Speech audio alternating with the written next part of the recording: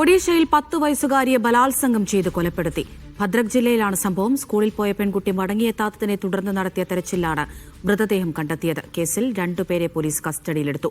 പ്രതിയുടെ വീട് ഗ്രാമവാസികൾ തകർത്തു. സജു തോമസ് വിവരങ്ങൾ നൽകാനായി ചേരുന്നുണ്ട്. സജു, ഇത് എന്താണ് സംഭവം? എവിടെയാണ് ഇത് നടന്നത്? ആരാണ് പിടിയിലായത്?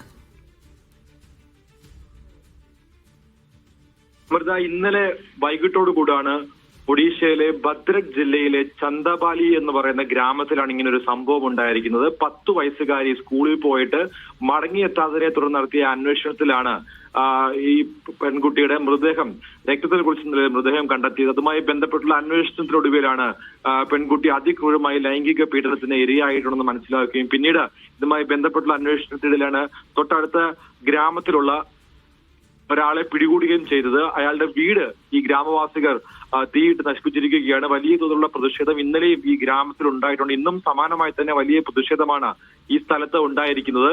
പെൺകുട്ടി അതിക്രൂരമായ ലൈംഗിക വൈകൃതത്തിന് ഇരയായിട്ടുണ്ട് എന്നാണ് പോസ്റ്റ്മോർട്ടം റിപ്പോർട്ടിലടക്കം ഇപ്പോൾ വെളിപ്പെടുത്തിയിരിക്കുന്നത്. നാളെ ഇതുമായി ബന്ധപ്പെട്ട ഈ ചന്ദബാലി എന്ന് പറയുന്ന ഗ്രാമത്തിൽ ബന്ദിന് ആഹ്വാനം ചെയ്തിരിക്കുകയാണ്. സംഭവവുമായി ബന്ധപ്പെട്ടപ്പോൾ 2 പേരെ അറസ്റ്റ് ചെയ്തിട്ടുണ്ട്. കൂടുതൽ പ്രതികൾ ഇതിൽ ഉൾപ്പെട്ടിട്ടുണ്ട് എന്നാണ് ഇപ്പോൾ പോലീസ് അന്വേഷിക്കുന്നത്. അമൃത.